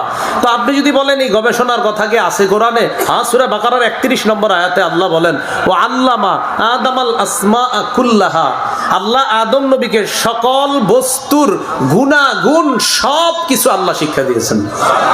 তো যদি বলেন বিজ্ঞানের কাজ হলো বস্তুর ক্ষুদ্র বৃহৎ অংশ সব খুঁজে খুঁজে বের করা, দুনিয়ার প্রথম মানুষটাকে আল্লাহ বস্তুর গুণাগুণ সব শিক্ষা দিয়েছেন, আদম আলাইহিস সালাতু ওয়াস সালাম। এখন এই রসায়ন, যে কেমিস্ট্রি আর ফিজিক্স, এখন মনে করেন আপনি রসায়ন পড়াচ্ছেন, কথার কথা আপনি ছাত্রদেরকে রসায়ন পড়াচ্ছেন। এখন পড়ানোর সময় রসায়ন আপনাকে শিখাচ্ছে যে নারীর সৃষ্টির পার্থক্য আছে, পুরুষের যে সৃষ্টিটা পার্থক্য আছে। সৃষ্টিগতভাবে নারীর মধ্যে আল্লাহ একটা অ্যাসিড দিয়েছে, যেটা অম্লীয় গুণ তার মধ্যে দিয়েছে আল্লাহ। এই কারণে নারীরা টক খাওয়ার প্রতি বেশি আগ্রহী হয়। বাকি তেঁতুল খাওয়ায় না, মেধা কমে, জলপাই টলপাই খাওয়াতে পারেন, কি খাওয়াবেন না, তেঁতুলে মেধা কমবে। এই জন্য গর্ভবতী মা যারা আছে এদেরকে কখনো তেঁতুল খাওয়াবেন না, এদেরকে খেজুর খাওয়ানোর চেষ্টা করবেন। আর খেজুর যে খাওয়াইতে হবে এটা কোরআনে আছে। মারিয়ামের পেটে যখন ঈসা আলাইহিস সালাম আসছে, আল্লাহ কি বলছে? ফাকুলি ওয়াশরাবি ওয়াকাররি আইনা, তুমি খাও পান করো। মারিয়াম কি খাইছে? জিবরিল কয় খেজুর গাছের নিচে বসো, কয় গাছে তো খেজুর নাই। কারে গাছে খেজুর থাকা লাগবে না, মন চাইবে নাড়া দিবা খেজুর পড়বে। এখান থেকে বোঝা যায় নারীরা গর্ভবতী অবস্থায় মিষ্টি খাবে, খায়। ওই তেঁতুলের বাচ্চার বেড়ে নয় না, তেঁতুল খাওয়াবেন না। হ্যাঁ, এই যে এখান থেকে বোঝা যায় খেজুর খাওয়াবেন। আল্লাহ কথাগুলা বোঝার তৌফিক দান করেন। তো যাই হোক, এদের মাঝে একটা অ্যাসিড আছে সৃষ্টিগতভাবে। এই অ্যাসিড থাকার কারণে তারা টকের প্রতি আগ্রহী হয়। পুরুষকে সৃষ্টিগতভাবে আল্লাহ একটা অ্যালকালি দিয়েছে, এই কারণে পুরুষরা মিষ্টি খাওয়ার প্রতি আগ্রহী হয়। বেশি আবার খায় না, ঝামেলা। এখন এই যে অ্যাসিড আর অ্যালকালি, রসায়ন বিদ্যা এটা স্বীকার করে অ্যাসিড আর অ্যালকালি একটা আরেকটার প্রতি প্রচুর আকর্ষণ আছে। এর মানে নারীর পুরুষের প্রতি আকর্ষণ হওয়া আর পুরুষের নারীর প্রতি আকর্ষণ হওয়া, এটা রসায়ন বিদ্যাও স্বীকার করে। তো এটা তো কোরআন হাদিসও স্বীকার করে না। তাহলে কোরআন সুন্নাহও বলে নারী পুরুষের প্রতি আকৃষ্ট হবে, পুরুষ নারীর প্রতি আকৃষ্ট হবে। এটা কোরআন সুন্নাহর পাশাপাশি বিদ্যা, যেটা রসায়ন বিদ্যা আপনি পড়াচ্ছেন, এই বিদ্যাও স্বীকার করে। আল্লাহ কয় হ্যাঁ আমি তো এটাই বলছি, নবী কয় আমিও তো এটা বলছি। আর এই জন্যই তো বলি নারী পুরুষের প্রতি যেহেতু আকর্ষণ হয়, তাই নারী পুরুষের সাথে পর্দা করা ফরজ। এখন আসেন আমরা সূরা আহজাবের 33 নম্বর আয়াতে জানলাম কি? ওয়াকারনা ফি বুয়ুতিকুন্না ওয়ালা তাবাররাজনা তাবাররুজাল জাহিলিয়াতিল উলা। নবী আপনি আপনার বিবিদেরকে বলেন তোমরা তোমাদের ঘরে অবস্থান করো। ওয়ালা তাবাররাজনা তাবাররুজাল জাহিলিয়াতিল উলা, তোমরা জাহিলি যুগের নারীদের মতো বের হবে না। আল্লাহ বললেন জাহিলি যুগের নারীদের মতো তোমরা বের হও না। জাহিলি যুগের নারীরা কিভাবে বের হতো? আমরা বর্তমানে যারা কানিকাটা পাঞ্জাবি পরি, তো আমাদের কানিকাটা পাঞ্জাবির মতো আমাদের মা বোনরা কামিজ পরে, ওই যে নিচের একটা অংশ আপনার দুই পাশ দিয়ে ফাড়া। জাহিলি যুগের নারীরা কি করতো? আপনার এই গলা থেকে নিচ পর্যন্ত দুই পাশে ফাড়া রেখে এই কাপড় পরে রাস্তায় বের হয়ে কানাত তামশি বাইনে ইয়াদাই রিজাল, এই অশালীন পোশাকে পুরুষের মাঝে গিয়ে তারা হাঁটাহাঁটি করত। তো আল্লাহ বললেন ওয়ালা তাবাররাজনা তাবাররুজাল জাহিলিয়াতিল উলা, অশ্লীল পোশাকে তোমরা জাহিলি যুগের নারীদের মতো রাস্তায় বের হবে না।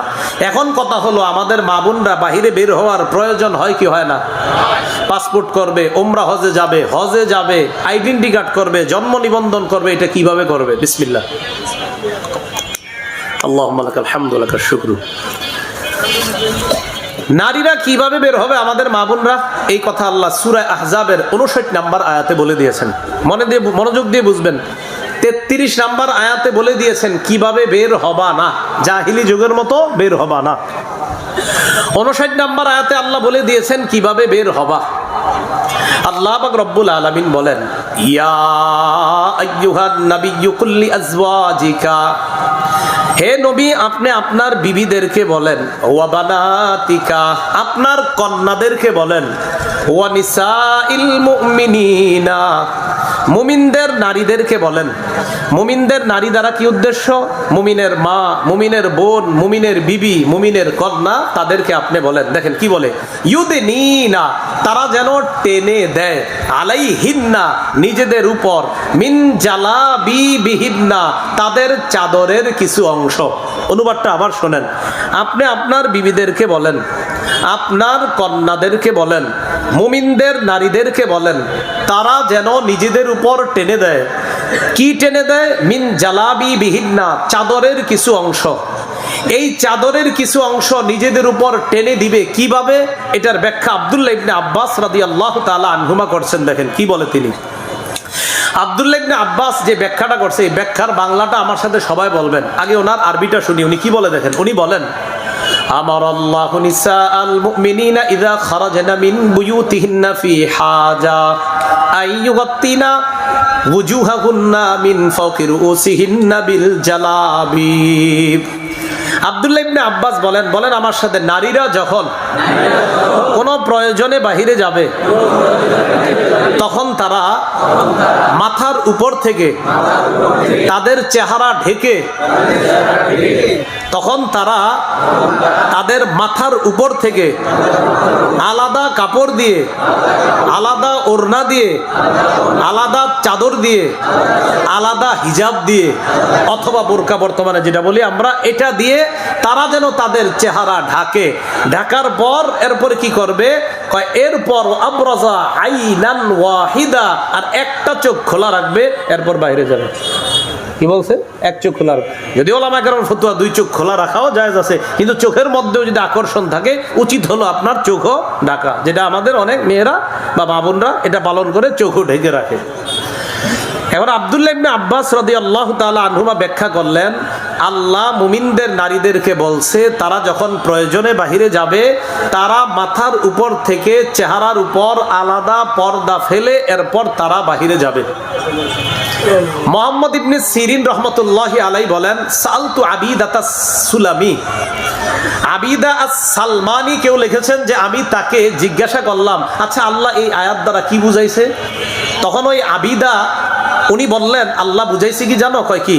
উনি একটা পর্দা নিয়ে নিজের চেহারা ঢাকলেন, ডাইকা কয় ও আবরাজা আইনাহুল ইউসরা, নিজের চেহারা ডাইকা বাম চোখটা খোলা রাখা। উনি বলেন আল্লাহ বুঝাইছে পুরো চেহারা ঢাকবে আর বাম চোখটা খোলা রাখবে, এই আয়াতে আল্লাহ এটাই বুঝাইছে। এটা একজনের ব্যাখ্যা আর কি। যাই হোক, আমরা যেটা বুঝলাম, নারীরা মাথার উপর থেকে চেহারা খোলা রেখে বাহিরে যাবে না চেহারা ঢেকে বাহিরে যাবে? তাহলে চেহারা কি পর্দার অন্তর্ভুক্ত কিনা? এখন মনোযোগ দিয়ে শোনেন, চেহারা ঢেকে নারীরা বের হইলে ফায়দা কি? যালিকা আদনা আইয়ুরাফনা ফালা ইউযাইন। আল্লাহ বলে নারীরা যখন পর্দা করে বাহিরে যাবে তাদেরকে চেনা সহজ হবে যে এটা একজন নারী, এটা কারো বোন, এটা কারো মা, এটা কারো কন্যা, সে একজন সম্মানিতা নারী। আল্লাহ বলে ফালা ইউযাইন, তখন তাদেরকে আর টিস করা হবে না, উত্তক্ত করা হবে না। মানব বন্ধন যদি সারাদিনও করেন যে ইফটিজিং বন্ধ করুন, আর যদি নিজের চুল না ঢাকেন, চেহারা না ঢাকেন, আর বলেন ইফটিজিং বন্ধ করুন, আল্লাহ বলছে না, তুমি তোমার চেহারা ঢাকো, এরপর বাহিরে যাও, আমি আল্লাহ ঘোষণা করলাম তোমাকে আর টিজ করা হবে না, মানব বন্ধন করা লাগবে না, এমনি ইফটিজিং বন্ধ হয়ে যাবে। এখানে অনেক শিক্ষিত সমাজ আছেন। ইব অর্থ কি? হ্যাঁ, ইব অর্থ পবিত্র, পুত পবিত্র হযরত হাওয়া। তো হযরত হাওয়া যদি মানে হয় ইভ, ইভ মানে যদি হয় পুত পবিত্র, ইভ টিজিং মানে সতী সাদী পুত পবিত্র মেয়েদেরকে উত্তক্ত করা বন্ধ করুন। আপনি মাথা খুইলা চেহারাটা খুইলা বললেন সতী সাদী পুত পবিত্রা মেয়েকে উত্তক্ত করা বন্ধ করুন। আমি তো বুঝে আসছে না এটা বিষয়টা।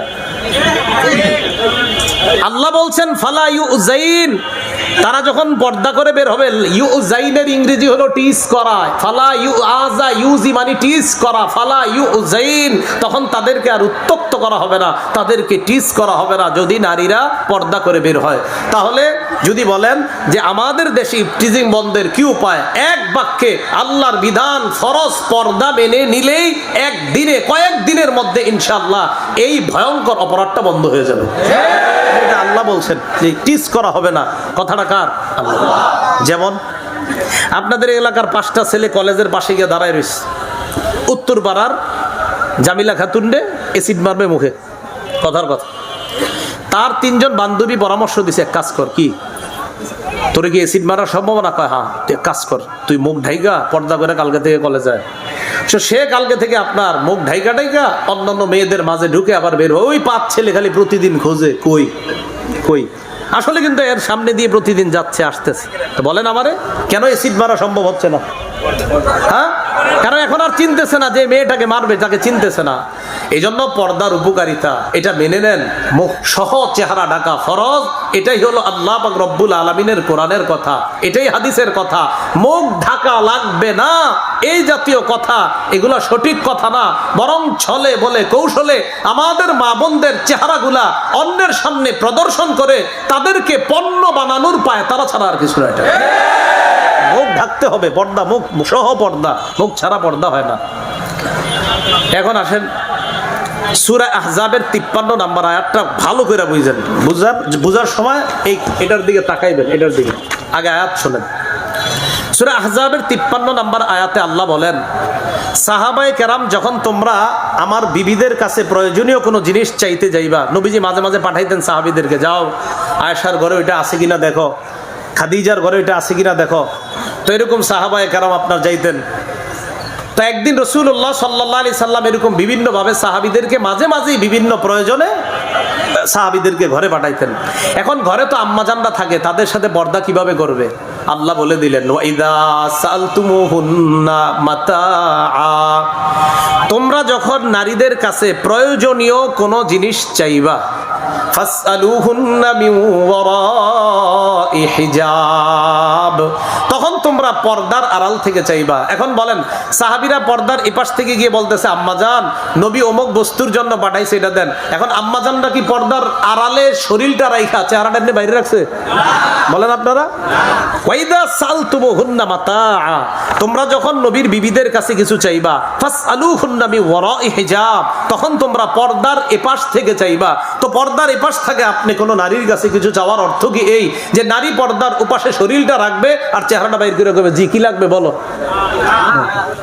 আল্লাহ বলছেন, যালিকুম আতহারু লিকুলুবিকুম ওয়া কুলুবিহিন্না, এইভাবে যদি নারী পুরুষ তোমরা পর্দা করো, আমি আল্লাহ তোমাদের কলব আর তাদের কলবের পবিত্রতার কারণ বলে এই বিষয়টাকে ঘোষণা করলাম।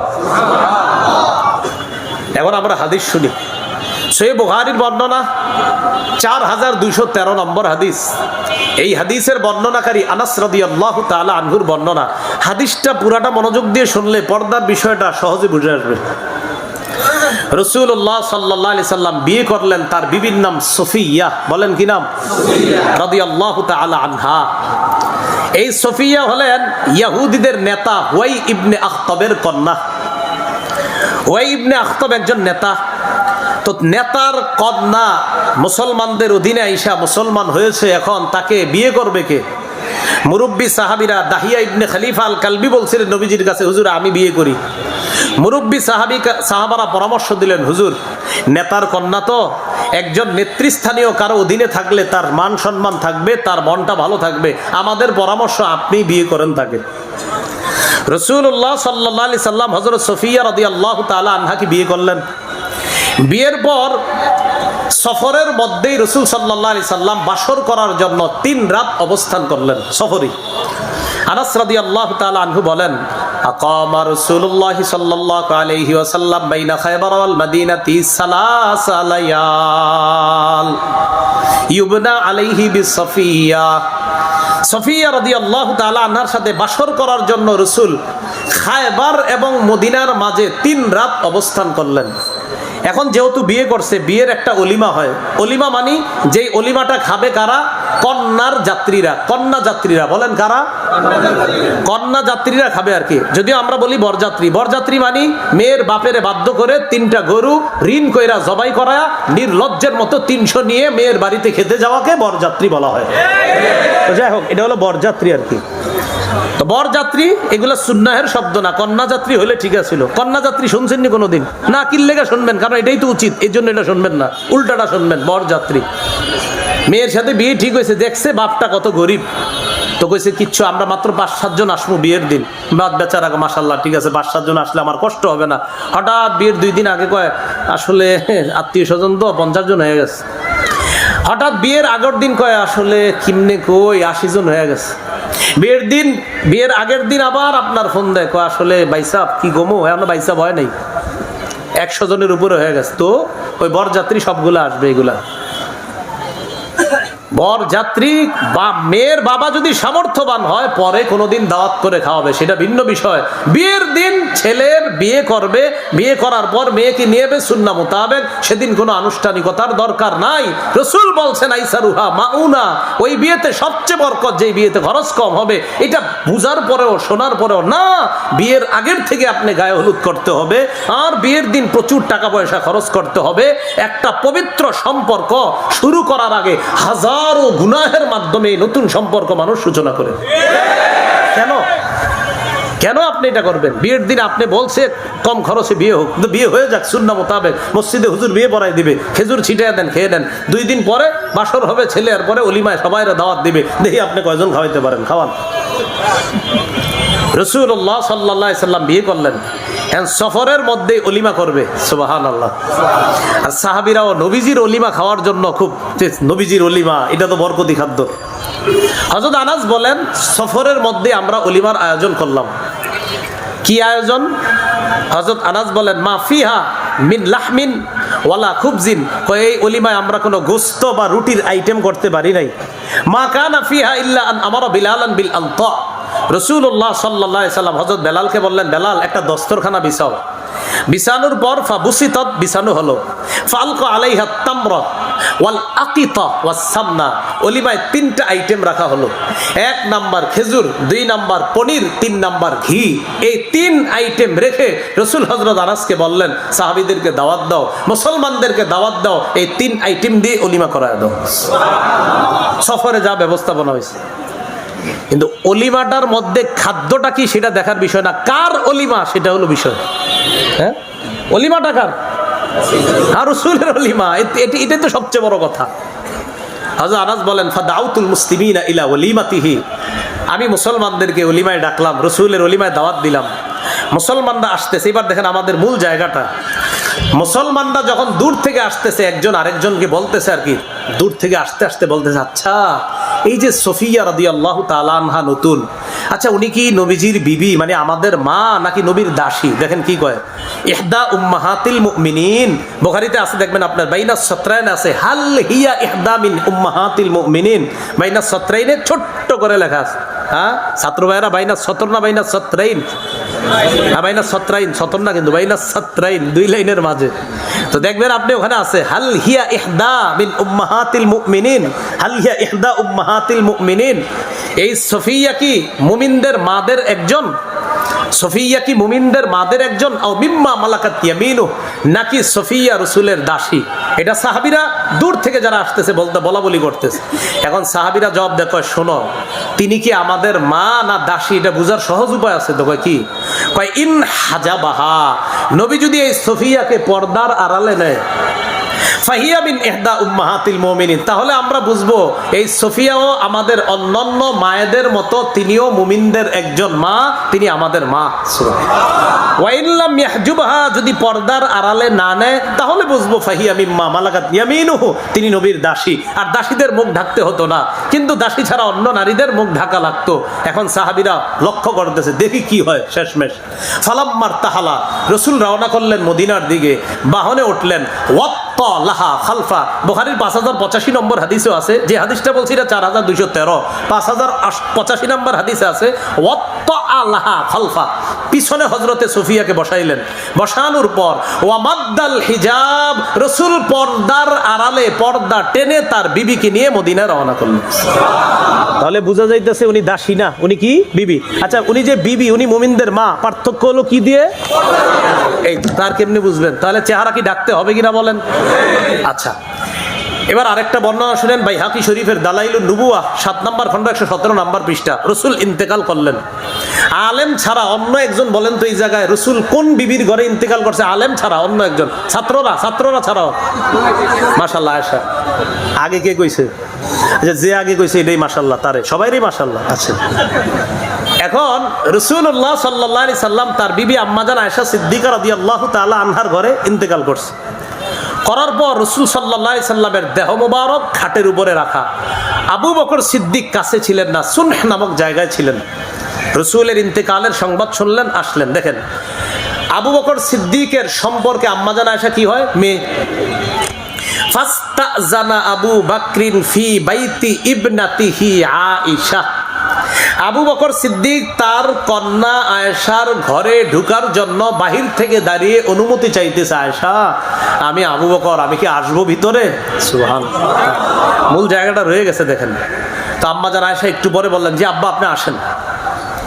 একটু পরে আবু বকর সিদ্দিক ঘরে ঢুকলেন। এখন প্রশ্ন হলো, আবু বকর সিদ্দিক রাদিয়াল্লাহু তাআলা আনহু অনুমতি কেন চাইলেন মেয়ের কাছে? দেখেন হাদিসে আসছে নিসাউ হাওলা, নবীজির বিবি আম্মাজান আয়েশা সহ অন্য যত বিবিরা, সব বিবিরা নবীর দেহ মোবারকের পাশেই ছিলেন। রসুল যেই ঘরে রসুলের দেহ মুবারক পড়ে আছেন, তো এই দেহ মুবারকের পাশেই অন্যান্য বিবিরাও আছে। তো আম্মাজান আয়েশা সহ অন্যান্য বিবিরা রসুলের দেহের পাশে। আবু বকর বললেন, আয়েশা আমি কি আসবো? একটু পরে বললেন, আব্বা আসেন। হাদিসে আসছে ফাস্তাতারনা মিন আবি বকরিন, নবীজির অন্যান্য সব বিবিরা আবু বকরের থেকে পর্দা করে মুখ ঢেকে পর্দার আড়ালে চলে গেলেন। ইল্লা মা কানা মিন আয়েশা, আয়েশা মুখ ঢাকলেন না, অন্য বিবিরা ডাকলেন। এখন আলেম ছাড়া অন্যরাই কোন? আপনারা আলেমরা তো সহজে বুঝে, অন্যরা বলেন আবু বকর সিদ্দিককে দেখা সব বিবি মুখ ঢাকলো, আয়েশা সারা। বিষয়টা একদম সহজ। আয়েশা কেন ঢাকে নাই বলেন তো? অন্য বিবিরা কেন ডাকছে? পর্দা ফরজ, তো সহজ বিষয়। তার চেহারা কি পর্দার অন্তর্ভুক্ত কিনা?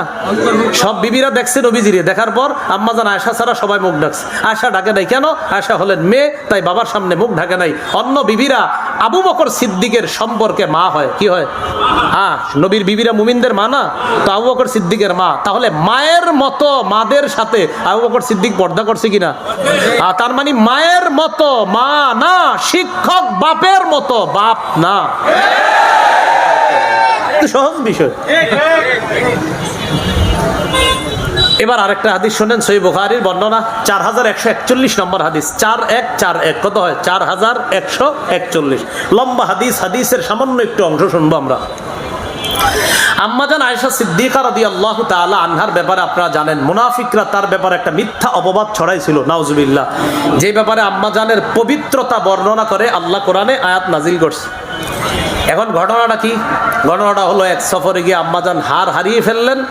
হার হারিয়ে যাওয়ার পর উনি ওনার হার তালাশ করতে গেলেন। হার যখন তালাশ করে পেয়ে গিয়ে আবার আসলেন, আয়েশা দেখে কাফেলার সবাই চলে গেছে। উনি চিন্তিত হয়ে গেলেন, ইন্না লিল্লাহ, আমি এখন কি করব? উনি চিন্তা করলেন, মদিনায় যাওয়ার পর কাফেলার মধ্যে যখন আমারে খুঁজা পাওয়া যাবে না, নবীজি তখন আমাকে নেওয়ার জন্য কাউকে পাঠাবে। তো আমি এক কাজ করি, এই জায়গায় বসে থাকি। আম্মাজান আয়েশা সিদ্দিকা কি করলেন? এক জায়গায় বৈশা ঘুমানো শুরু করছে। কি করছে? এখান থেকে কি বোঝা যায়? আম্মাজান খুব সহজ সরল ছিলেন। আম্মাজান যে সহজ সরল ছিলেন, এই দলিল এই হাদিসেও আছে। এই হাদিসে লম্বা অংশ তো। উম্মে মিস্তাহ নামে একজন আম্মাজানের খাদেমা ছিলেন। রসুল সাল্লাল্লাহু আলাইহি সাল্লাম যখন আম্মাজানের ব্যাপারে উল্টাপাল্টা কথা শুনছে, আম্মাজানের খাদেমারে জিজ্ঞাসা করছে, আচ্ছা বলো তো আয়েশা কেমন? তো ওই খাদেমা জবাব দিয়েছিলেন, হুজুর এত সহজ সরল আয়েশা আপনার বিবি। কই উনি যখন রুটি খোলার মধ্যে, রুটি চিনিননি, খোলায় রুটি দেয়, এই রুটি দেওয়ার পর ছাগল আয়েশা ওনার রুটি খেয়ে ফেলে, এর মাঝে উনি ঘুমায়া যায়। উনি যখন রুটি দেয়, ইতিমধ্যে বকরি ছাগল আয়েশা ওনার রুটি খায়, উনি এই রুটি দিয়া ঘুমাই গেছে। উনি এতটা সহজ সরল ছিলেন। তার খাদেমা বলতেছে নবীজিরে, হুজুর এত সহজ সরল একটা মানুষ উনি, আপনি কি বলেন এগুলা? তো এ আম্মাজান কি করছে দেখেন, হার হারায় ফেলছে, কেউ নাই। তো উনি কি করছেন? টেনশনে এক জায়গায় বসে রয়েছে, ওই মুহূর্তে ঘুমাই গেছে। আশেপাশে কেউ নাই। পিছনে একজন সাহাবী, যিনি সবার পরে রওনা করছেন, তার নাম সফওয়ান ইবনুল মুআত্তাল। কি নাম? সফওয়ান। এই সফওয়ান রাদিয়াল্লাহু তাআলা আনহু যখন সবার শেষে রওনা করলেন, তো উনি আস্তে আস্তে যখন মাঠ দিয়ে উনি রওনা করে যাবে, হঠাৎ দেখে দূর থেকে, বুখারীর বর্ণনা, রাআস সাওয়াদা ইনসানিন হাইয়িন, একজন জীবিত মানুষের ছায়া ছায়া মনে হচ্ছে দূর থেকে। উনি যখন দূর থেকে দেখলেন কেউ একজন মানুষ, উনি কাছে গেলেন। কাছে যাওয়ার পর আম্মাজান বলেন, আতানি ফাআরাফানি হিনা রাআনি, সফওয়ান আমার কাছে আসছে, আসার পরই সফওয়ান আমাকে চিনতে পেরেছে। এখন আপনাদের মাথায় আসবে, হুজুর সফওয়ান নবীর বিবিরে কেমনে চিনলো? উনি না পর্দা করে? আম্মাজান জানে আপনাদের মাথায় এগুলা উল্টাপাল্টা কথা আসতে পারে, তাই নিজেই জবাব দিয়ে গেছে, শোনো, ওয়া কানা ক্বাদ ইয়ারানি ক্বাবলা আল হিজাব ওয়া ফি রিওয়ায়া ক্বাবলা আন ইউদরাবা আলাইয়া আল হিজাব। পর্দা ফরজ হওয়ার আগে সফওয়ান আমারে দেখছিল যে আমি আয়েশা, তাই আজকে আমারে দেখেই চিনতে পারছে আমি আয়েশা। এর মানে পর্দা ফরজ না হওয়ার পর আমারে দেখা চিনছে এমন না, আগে সফওয়ান আমারে দেখছিল, তাই আজকে দেখা চিনছে আমি নবীর বিবি আয়েশা। এতটুকু বুঝে আসছে সবার? আচ্ছা, এটা বুঝে থাকলে এরপরে বুঝেন। বৃষ্টি আসছে না? হ্যাঁ, বৃষ্টি আসতেছে। আচ্ছা আচ্ছা। তো সফওয়ান রাদিয়াল্লাহু তাআলা আন যখন নাকি আম্মাজান আয়েশাকে দেখলেন, আম্মাজান বলেন ফাস্তাই কস্তু, আমি তো ঘুমিয়েছিলাম।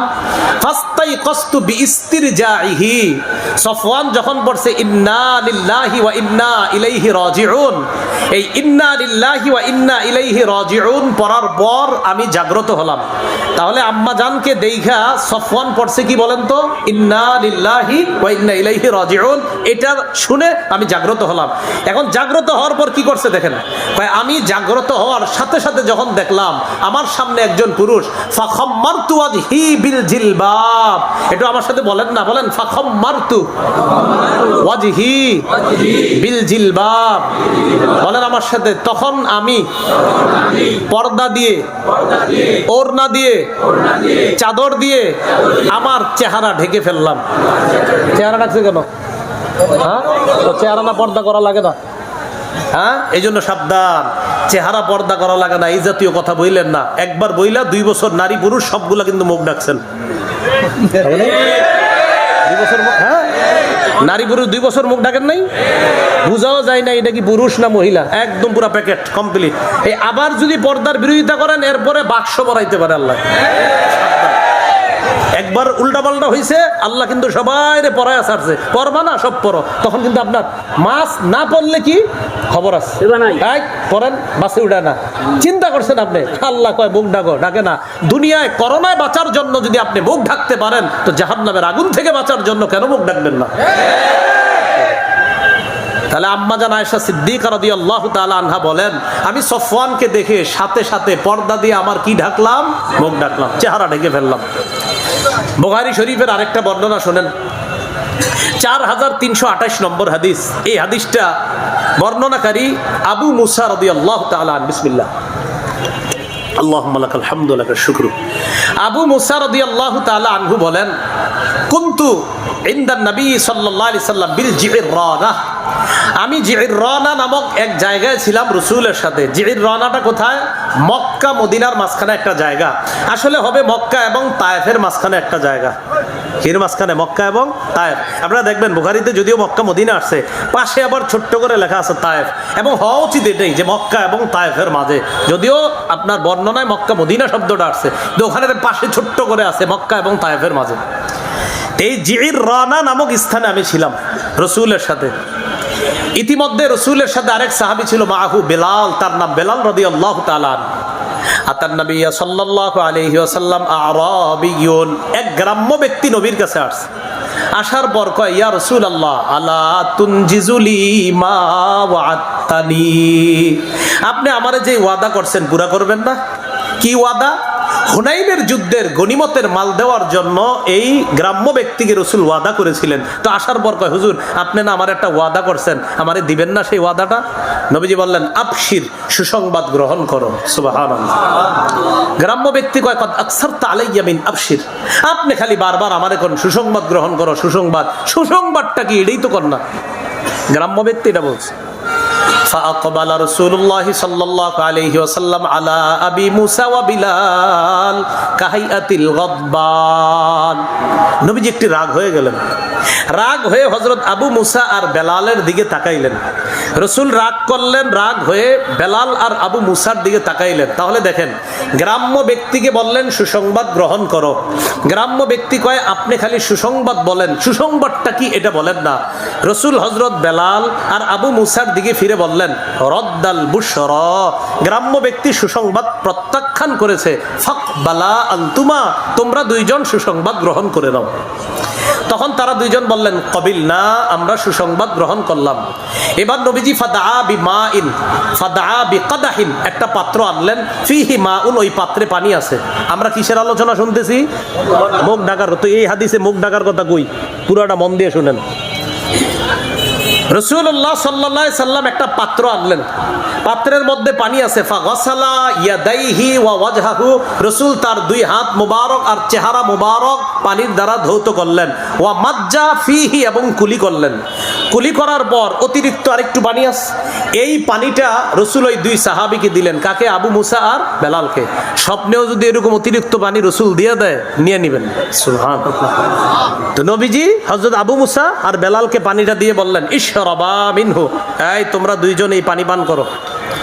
আর কি করবা, ফাফরিগা আলা উজুহিকুমা ওয়া নুহুরিকুমা, পানি পান করার পরেও কিছু পানি তোমাদের চেহারা আর বুকের মধ্যে ছিটায় দিবা এই পানিটা।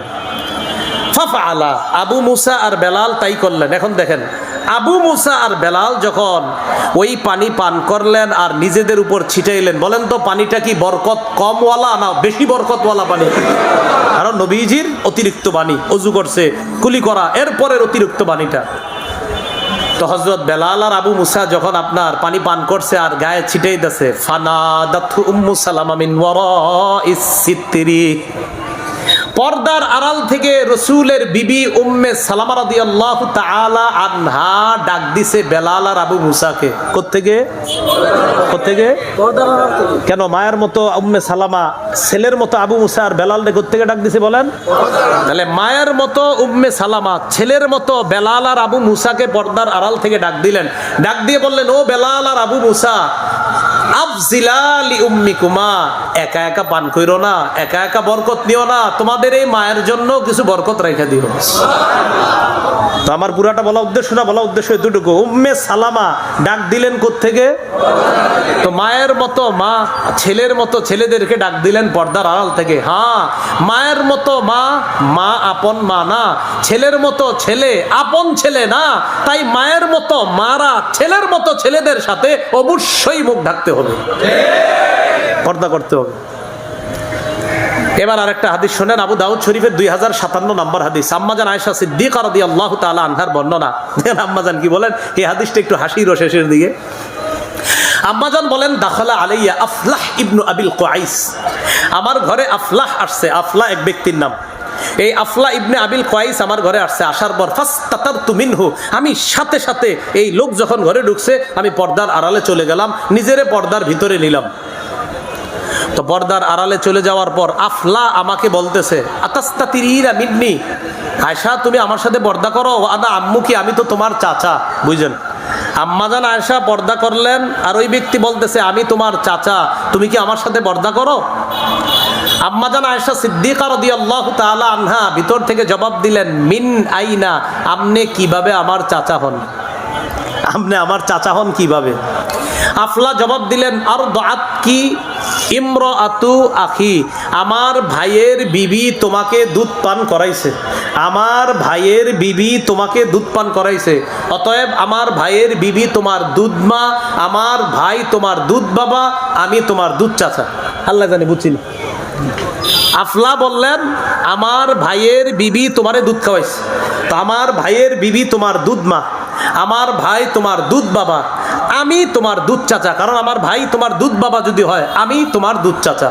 আম্মাজান আয়েশা একটা জবাব দিছে, তখনও মাসালা জানতেন না, তাই জবাবটা দিছে। দেখেন কি কয়, ইন্নামা আরদাআতনিল মারআ ওয়া লাম ইউরদি'নি রাজুল, আমারে দুধ খাওয়াইছে মহিলা, পুরুষ তো খাওয়ায় নাই। হ্যাঁ, আপনার লগে পর্দা করবো না কেন? মহিলা দুধ খাওয়াইছে, মহিলার সাথে সম্পর্ক। ইতিমধ্যে রসুল ঘরে আসছে। রসুল সাল্লাল্লাহু আলাইহি সাল্লাম ঘরে আসার পর আম্মাজান বলেন, আমি নবীজির পুরাটা বলছি, হুজুর এই লোক কয় নাকি আমার দুধ চাচা, আমার নাকি পর্দা করা লাগবে না। নবীজি আয়েশা, ইন্নাহু আম্মুকি, হ্যাঁ সে আসলেই তোমার দুধ চাচা। হুজুর দুধ চাচা হলে?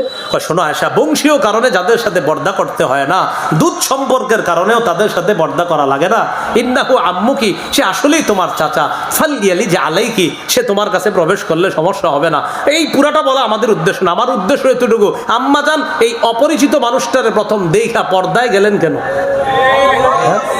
পর্দার আড়ালে কেন গেলেন? ইবনে হাজার আসকালানী হাদিস আনছে ফাতুল বারিতে, আইনা বলেন, উজুবু ইহতিজাবিল মারআ লিল আজানিবির রিজাল, লিল রিজালিল আজানিব, উজুবু ইহতিজাবিল মারআ লিল রিজালিল আজানিব, অপরিচিত কারো সাথে যাদের সাথে পর্দা করা ফরজ, তাদের সাথে যে পর্দা করতে হবে, এই হাদিস স্পষ্ট প্রমাণ করে। যদিও আম্মাজানের দুধ চাচা, কিন্তু প্রথমে চিনতে পারে নাই বলে উনি পর্দার আড়ালে চলে গেলেন। এখান থেকে স্পষ্ট হয় মুখ ঢাকতে হবে, মুখ ঢাকা ছাড়া পর্দা, এটা যদি বলা হয় তাহলে এটা হবে পর্দার প্রতি একটা তামাশা ছাড়া আর কিছু না। আচ্ছা, আপনারা ছেলে বিয়ে করাইতে নিয়ে যান, বিয়ে করানোর আগে মেয়ে দেখান না, তাই তো? মেয়ের কি দেখে ছেলে গিয়া কয়, সবাই বলেন? হ্যাঁ, তো চেহারা আনুষ্ঠানিকভাবে বাড়িতে গিয়ে দেখা দরকার কি? চা স্টলের কোনা কানায় দেখলি তো হয়, মেয়ের চেহারা একটা বাবা বলে ফোন দিয়া, আমার মেয়েকে আপনারা দেখতে আসতে পারেন। বোঝা যায় ওই ছেলের জন্য সাময়িক সময়ের জন্য ইসলাম অনুমোদন দিছে, আজকের জন্য এই ছেলেটা এই মেয়েকে দেখতে পারবে। এখন বলেন আপনার ছেলেটা কি দেখে? বলেন কি দেখে? তো চেহারা না বলে পর্দা না। ওই দিনের জন্য শুধু দেখা জায়েজ চেহারা, তাহলে ওই দিনের জন্য শুধু চেহারা দেখা জায়েজ ওই দিন, অন্য দিন জায়েজ নেই। তাহলে ওই দিনের জন্য বিয়ের নিয়তে প্রস্তাবকৃতা মেয়েটাকে দেখা জায়েজ, তার চেহারা দেখা জায়েজ, এখান থেকে স্পষ্ট। অন্য সময় তার চেহারা দেখা জায়েজ নাই। দলিল মুসনাদে আহমদ 5 নম্বর খণ্ড 424 নম্বর পৃষ্ঠা। রাসূলুল্লাহ সাল্লাল্লাহু আলাইহি সাল্লাম বলেন, ইদা খাতাবা আহাদুকুম ইমরাআ, তোমাদের কেউ যখন কোনো নারীকে বিয়ের প্রস্তাব দেয়, ফালা জুনাহা আলাইহি আইয়ানজুরা ইলাইহা, তার জন্য গুনাহ না ওই মেয়েটাকে দেখা। দেখেন, তোমাদের কেউ যখন কোনো মেয়েকে বিয়ের প্রস্তাব দেয়, ওই প্রস্তাবকৃতা মেয়েটাকে দেখা ওই ব্যক্তির জন্য গুনাহ নাই। তাহলে প্রস্তাব ছাড়া, বিয়ের নিয়ত ছাড়া ওই মেয়েটাকে দেখলে গুনাহ। ওই মেয়েটাকে দেখলে কি হবে বলেন? গুনাহ। তাহলে বিয়ের নিয়তে শুধু ওই দিন দেখা যদি গুনাহ না হয়, অন্য সময় অবশ্যই গুনাহ। তাহলে এই জন্য ভালো করে আমরা মনে রাখবো যে একটা মেয়েকে সাময়িক সময়ের জন্য দেখার অনুমোদন দেওয়া, এটাই প্রমাণ করে অন্য সময় তার চেহারা দেখা জায়েজ নাই। মুসনাদে আহমদের বর্ণনা 1784 নম্বর হাদিস। এই হাদিসের মধ্যে আসছে আপনার আব্বাস রাদিয়াল্লাহু তাআলা রাসূলের চাচা, তিনি বলেন, দাখালতু আলা রাসূলিল্লাহ সাল্লাল্লাহু আলাইহি সাল্লাম, আমি আমার ভাতিজার কাছে গেলাম, মুহাম্মদ সাল্লাল্লাহু আলাইহি সাল্লামের কাছে। ওয়া ইনদাহু নিসাউহু, নবীর সামনে তখন তার বিবিরা ছিলেন। ফাস্তাতারনা মিন্নি, নবীর সব বিবিরা আমার সাথে পর্দা করছে, ইল্লা মাইমুনা, মাইমুনা পর্দা করে নাই। কে পর্দা করে নাই? কেন পর্দা করে না? মাইমুনা সম্পর্কে আব্বাস রাদিয়াল্লাহু তাআলা আনহুর দুধ বোন লাগতো। মাইমুনা সম্পর্কে হযরত আব্বাসের দুধ বোন লাগতো। ওই যে আপনার বিখ্যাত হাদিস, আব্দুল্লাহ ইবনে আব্বাস বলেন, আমি আমার ফুফু মাইমুনার বাড়িতে গিয়ে রাত্রে যাপন করলাম নবীর রাতের ইবাদত দেখার জন্য। তো ফুফু হয়েছে কোন সূত্রে? দুধ বোন হিসাবে আব্দুল্লাহ ইবনে আব্বাসের ফুফু হয়েছে তিনি। তো আব্বাস রাদিয়াল্লাহু তাআলা আনহু বলেন, নবীর সব বিবিরা পর্দা করছে, শুধু মাইমুনা ছাড়া। মাইমুনা কেন পর্দা করে নাই? কারণ মাইমুনা আব্বাসের দুধ সম্পর্কে বোন হতো, সোজা হিসাব দুধ বোন পর্দা করে নাই। অন্যরা বোন না, কিন্তু পর্দা করছে। কিন্তু মায়ের মতো, মায়েরা সন্তানের মতো আব্বাসের সাথে পর্দা করছে কিনা? তাহলে মায়ের মতো মা না, ছেলের মতো ছেলে না। হ্যাঁ, মায়ের মতো যদি মা, যদি কেউ বলে যে আমি তোমার মায়ের মতো, জি আপনি আমার মায়ের মতো, আমি আপনার ছেলের মতো, চেহারাটা ঢাকেন। হ্যাঁ, আমি আপনার ছেলের মতো, আপনি আমার মায়ের মতো, চেহারাটা ঢাকেন। জি, এবার বলেন কি বলবেন? ঠিক আছে, আমি আপনার মায়ের ছেলের মতো। এই তাহলে বলেন চেহারা ঢাকা লাগবে কিনা? তাহলে চেহারা ঢাকা লাগবে স্পষ্ট। সৃষ্টিগতভাবে নারী পুরুষের পার্থক্য, ইবাদতে পার্থক্য, চলায় পার্থক্য, বলায় পার্থক্য। অতএব বাহিরে নারী পুরুষ কিভাবে চলবে এটাও পার্থক্য। পুরুষরা চেহারা খুলে রাস্তায় হাঁটে, সোজা হিসাব বিপরীত দিকে মেয়েরা যখন হাঁটবে তারা চেহারা ঢেকে আসবে। আল্লাহ পাক রব্বুল আলামিন আমাদের সকলকে শরঈ পর্দা চেহারা সহ করা লাগে এই বিষয়টা সঠিকভাবে উপলব্ধি করে আমাদের মা বোনদেরকে যেন আমরা শরঈ পর্দার মধ্যে রাখতে পারি। আল্লাহ তৌফিক দান করেন। সর্বশেষ একটা কথা, মুসনাদে আহমদের বর্ণনা 22,808 নম্বর হাদিস, তাখরিজুল মুসনাদেও আসছে। উম্মে সালামা রাদিয়াল্লাহু তাআলা আনহা বলেন, ইদা যাহারাতিল মাআসি, যখন নাকি গুনাহ ব্যাপক হয়ে যায় কোন সম্প্রদায়ের মাঝে, আম্মাহুমুল্লাহু বিআযাবিম মিন ইনদিহি, তখন আল্লাহর পক্ষ থেকে আযাব ব্যাপকভাবে তাদেরকে পাকড়াও করে। এজন্য সাবধান, আমাদের মা বোনরা এমনভাবে রাস্তায় যেন না চলে যে চলার কারণে তাদের দিকে তাকাইলে চোখের জিনা হয় এবং কলবের জিনা হয়। এই জাতীয় অপরাধ থেকে আল্লাহ আমাদেরকে বাঁচার তৌফিক দান করেন। হুজুর দোয়া করবে ইনশাআল্লাহ, এরপর ইনশাআল্লাহ মাহফিল শেষ হবে। আমরা কেউ হযরতকে অনুষ্ঠান পক্ষ থেকে আন্তরিক মোবারকবাদ ও